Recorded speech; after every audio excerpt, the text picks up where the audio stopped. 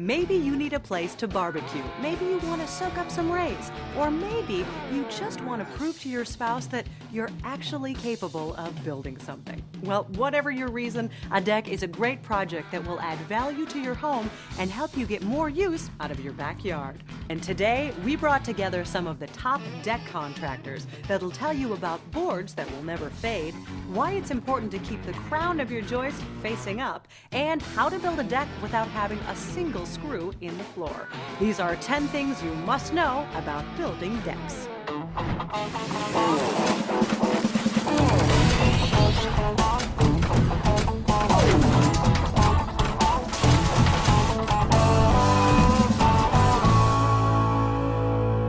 Hi, I'm Amy Matthews. Welcome to 10 Things You Must Know.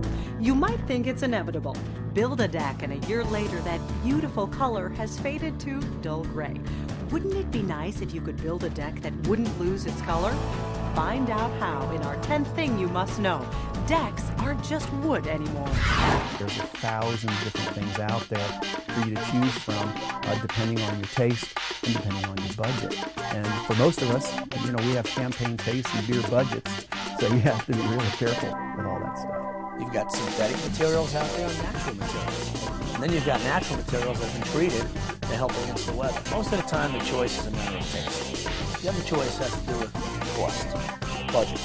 The synthetic lumbers that are out there, they're great, they withstand elements. Could get a little pricey, but when it's all said and done, you're not going to have to worry about any type of rotting or anything like that. Synthetic materials are great if you want a maintenance-free deck. The greatest advantage of these is they don't rot, and they wear very well.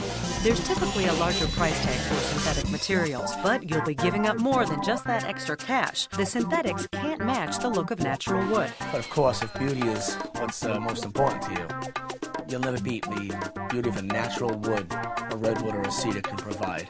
It's just natural elements. You can let a nice cedar deck weather on its own, it turns a beautiful weathered gray type look. So it's a natural beauty. Can't beat natural lumber. And you can maintain the color of your wood, but it takes some work. Plan on doing regular applications of a deck preservative. You'll want to tell everyone about your new deck, but remember to include the local municipality in the list of people you brag to. Find out why in our 9th thing. If you don't have a permit, you might have to build it twice. There are codes that are required by each homeowner to abide by. Most towns, if you build a deck that's higher than 18 inches, you're going to require some kind of permit to obtain from the town, or if it's over 100 square feet. It's highly recommended that you check with local codes and make sure you get a permit. The last thing you want to do is spend a whole summer building a beautiful deck with your friends, only to find out in the fall you got to rip it off because you didn't get a permit, and that's not fun. But even if you get the deck built without the city finding out, the man will eventually find you. Accountants don't think it's a choice, but you have problems later on if you don't get a permit. You got to sell the house, and it says that this isn't in the plans that you had originally when the house was built. And if it isn't approved, you'll have to tear it out before you sell the property. Decks are fairly simple structures and a great project for first-timers to undertake, but that doesn't mean everything will magically come together. You need to have a plan. Find out why in the 8th thing. If you want years of enjoyment, put a few days into planning. They sit there and sit down and scratch a little bit out, and I say, I want a 20 by 20 deck on the back of my house, and they just start going at it. And really, it's 10 times harder for them to do it that way. Take your time and develop a plan of action. There's a lot of great research tools you can use, obviously the internet, but there's a lot of great books out there that'll show you if you want a basic deck. It'll pretty much show you what size lumber, where you should have this, where you should put the supports. But if you don't feel like reading a book, or if you're still afraid of the internet, someone at your local hardware store will be able to help you. Some of the materials that you're going to need, you may not be familiar with, joist hangers, band joist, and ledger, and different things like that. It's important to have specific dimensions because you'll be purchasing a few different types of wood. There are 2 types of material you're going to use in this. You're going to use the beautiful material that you see, whether it be the synthetic lumber or the natural, beautiful cedar or redwood, or possibly vinyl. That's the top. That's what you see. That's the railing. That's the decking. Then you've got the structural lumber, the lumber that really supports this. That's what the deck's built out of. That typically will be a pressure-treated lumber, which is like a local evergreen that's been pressure-treated to withstand the elements and not rot. Also consider the location of the deck, especially if you want to sunbathe on it. People come outside because they want sunlight, they want it to feel great. And if you want shade, they have something that they invented. It's called an umbrella. And you take an umbrella, you put it in the old stand, you open it up, and you've got instant shade. When you put a deck in the shade, they haven't invented a sun that you can just pop up and just open up. A second or third story deck may be good in theory, but when it comes to execution, you may find yourself wishing you built it just a little lower. The higher you go with a deck, like first floor, second floor, whatever, the more money it's going to cost you square foot to install it, because you have to have the correct supports and so forth, and the more and heavier lumber you get for that, the more money it's going to cost if you do it. And then, of course, there's safety concerns and so forth. The town always wants to get involved with any deck of height. Any project, you've got to put a plan together. You've got to put a little time in thinking about location, design, materials, because you're not just going to pull up to the local lumber yard and start saying, hey, put some lumber on my truck, I'm ready to go. This is a real important thing. If you missed anything, be sure to log on to DIYnetwork.com for a complete list of the 10 things you must know.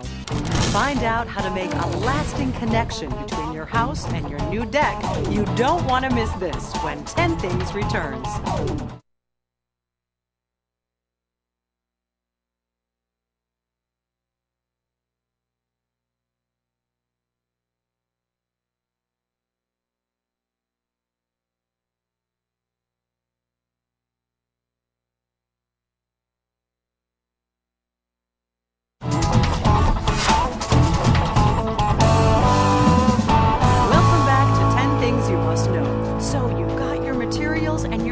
Start cutting some wood, but don't pick up that saw just yet. Find out why in our 7th thing you must know. If you want your deck to stay up, you've got to get way down. Obviously start from the ground up. Footings are possibly the most ignored. Nobody likes to dig.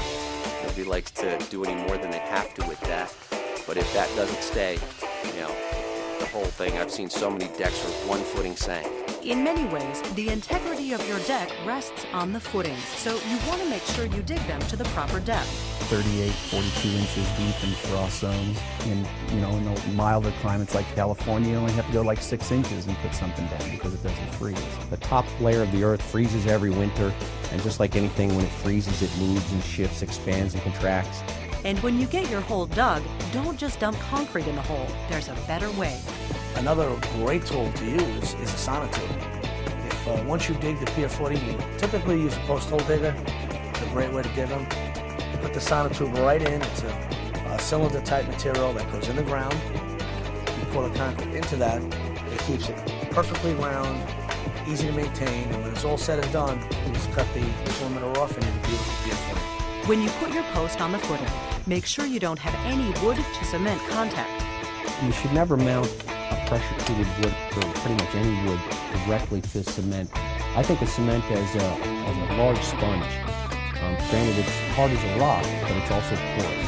That any water that touches that, obviously the ground at certain times is going to be wet, and that's just going to wick the water right up that cement. Even wood that's been pressure-treated can rot. The chemicals that protect it from the elements often don't soak all the way through. If you use the technique with putting a bolt coming through, what it is, it's a metal bracket that will hold the girder. So the metal separates from the wet of the cement to the wood that you don't want to ever be wet. That's the foundation. That's what everything's going to rest on. Once that's set, that's it. Everything else relies upon that being level, set in the proper location, and not susceptible to any movement whatsoever. The footings are only half of the foundation. Your house is taking the rest of the burden. Find out how to make a solid connection between your home and deck in our 6th thing. Make sure the ledger has the proper balance. When installing a ledger board, it's very important that it's A, level, and B, it's exactly where you want it. It has to be cut to the correct length, because to try to move a ledger board once you've got it bolted on is a big waste of time and a big waste of money. And you never really just want to nail a ledger board to the house. you want to bolt it to the house. Lag bolts, typically you're going to use a 3-inch lag bolt, 3 to 3.5-inch lag bolt. Go through the ledger board, right through the home, right into the box beam with your studs of the house. That's the part that's structurally going to hold up the end of the deck. So you want to make sure that's secure. If you're building your deck on the second story, you may be tempted to do a little extra work before you put it on the house. There's two things here. Yes, is it easier to put your joist hangers on the ledger board before you put it up? Yeah, it is. It's great. Just put it on a horse. It's about 36 inches high. You're right there. It's a beautiful thing. In theory, it's a great idea. But if you do it, don't expect to have a level deck. When I get my joist material, I've bought joist material that has varied. I buy a 2x10, and those boards vary from 2 by 9 1/4 to 2 by 9. That 1/4 of an inch, if you've already hung your boards, they'll be up and down and all over the place. Listen to the experts. Take a little extra time and do it the hard way. Then you can safely laugh at your friend's wavy deck. Decks would last forever if they weren't outside, but unfortunately, they're going to face a lifelong battle with sun and rain. Make sure your deck is properly equipped with our fifth thing. You can't forget the elementary protection. The last thing you want is water collecting between the ledger board and the sheathing of the house. Because if you do that, you're asking for a slow rotting process that will be very costly in the time and a big headache for you. So it's important that usually 3 to 4 inches of flashing underneath the siding and then over the top edge of the ledger boards to make sure that the edges of the ledger boards are covered adequately and the water is running away from them. So you got to make sure you have a flashing on the wall coming down over top of everything so that it hits your siding. It comes down, it hits your ledger board, it rolls off the ledger board and goes straight to the ground from there so that there's no way for any water to back up underneath the siding. A lot of times you can get store-bought flashing from your supply house, but usually a flashing, you can do it yourself in that application. The best way to do it is to have a metal brake, which is something that just bends metal into the shape that you want it. You can set that in place. You'll never see it. It's completely covered by siding and by your floorboard. Coming up, you'll find out what the crown is and why it needs to be right side up to make sure your deck is level. It's an insider tip you won't find anywhere else when 10 Things returns.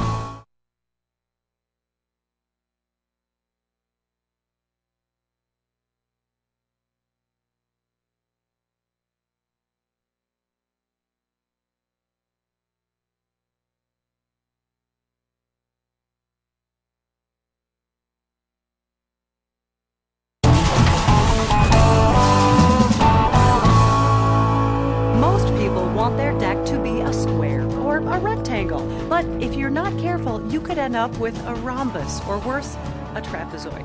Find out how to prevent unwanted geometry with our fourth thing you must know. Use a triangle to keep things square. Typically, you're going to have a girder, which is going to run parallel to the ledger board. How do you make sure it's square? Simple. Use a 3, 4, 5 triangle. Common method goes back to 5th grade math. You learn about right angles. All contractors pretty much use the 3, 4, 5 method. If you have one line, that's 3 foot, another line, that's 4 foot, and then this line is 5 foot. This angle right here will have to be 90 degrees. If you're building a deck, you usually expand that, and instead of going 3 foot, you'll go 6 foot. Instead of 4, you'll double that, go to 8 foot, and use 10 foot as your diagonal measurement. But if your measurement isn't dead on, you may be able to get away with it. 1/4 inch for this kind of work is the nearest thing. You have up to 1/4 inch to play with. The level of the floor is determined by the joists, and even if you make them perfectly level, you can end up with a wavy floor. Find out how to ensure your floor is flat with our third thing. Don't turn the crown upside down. You do want to pay attention to which direction the joists are bending. Sometimes when the boards are starting to shrink, they'll want to curve, cup. A slight curvature is normal. You don't need to get new wood, but you do need to give the curve or the crown of the board special treatment. If you look along the edge of the joist and you see that it's bowed or curved in one direction, you want to place the joist so that the crown is actually up. Listen to the experts and hang your floor joists before you attach the joist hangers. It's the only way to guarantee your deck will have a level floor. This is so that you're working against any kind of what engineers call creep. After some time, after a lifetime of wood being in use and under load, the boards will sag. So how do you tie all of this stuff together? Well, you've got some choices, starting with the classic nails or screws. But that's only the beginning. Find the best fastener for your deck in our second thing. If you don't like nails or screws, hide them all together. You just have to look at what fasteners are available to you, what style, and what do you want? Do you want to see the heads of the screws, or is it that important to you that you don't see any screws showing on your deck at all? And you know, certain woods you can only use with certain ones, so you really have to do a little research to find out what fastener, what style you like, and make sure it fits with the materials that you're using. As far as nails go, you'll be deciding between two basic types. Either going to be a galvanized nail, whether it's just a straight or a ribbed nail, or stainless steel nail. The difference is price, and it's quite extreme. And there are even more choices in screws. Everything from just a straight screw that has sharp edges and an auger bit point so you don't have to drill, to ones you have to pre-drill. That all has to do with the type of decking you're using, or the finish that you want. If you want a nice, clean appearance to your deck, try a hidden system. Hidden fastener systems are usually composed of brackets that allow you to screw into the bottom of floorboards and the sides of the joists. They're easy to use, but remember, you'll need to be able to work under the deck. Make sure you've got enough clearance, or the hidden fasteners may become more work than they're worth. Well, you can use a hidden fastener system, which is actually very easy to use. The only thing with a hidden fastener system is if you do the type where you got to go underneath the deck, you got to make sure you have some room under the deck to do it. So definitely make sure you have the proper height. Up next, find out how to keep your deck straight and dry. It's the #1 thing you must know before building a deck. Without it, believe me, your deck doesn't stand a chance.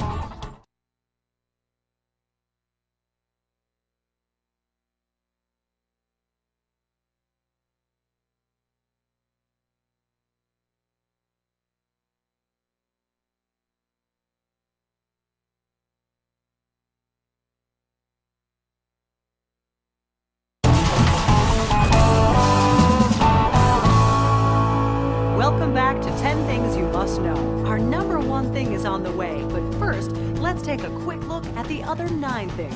Number 10. Decks aren't just wood anymore. There are a number of synthetic materials available that can make your deck virtually maintenance-free. Number 9. If you don't have a permit, you may have to build it twice. Don't run the risk of having to tear down your deck. Check with your local municipality and get a permit. Number 8.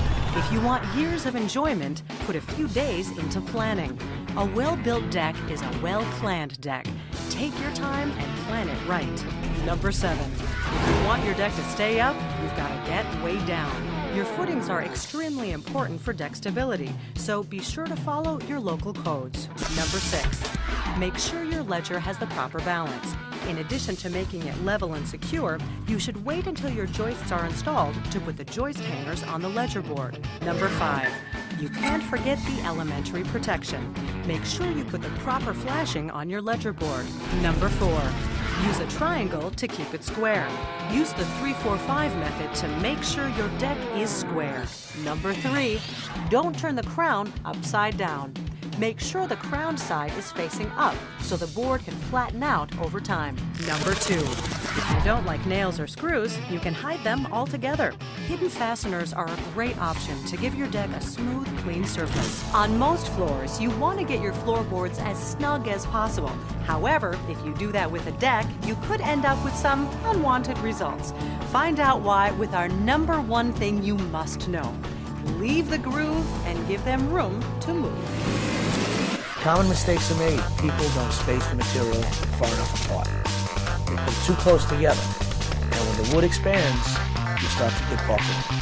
That's a no-no. You gotta space it enough apart to allow for expansion and contraction of the material. Wood is a living material, and if you don't treat it as such, you're going to have problems.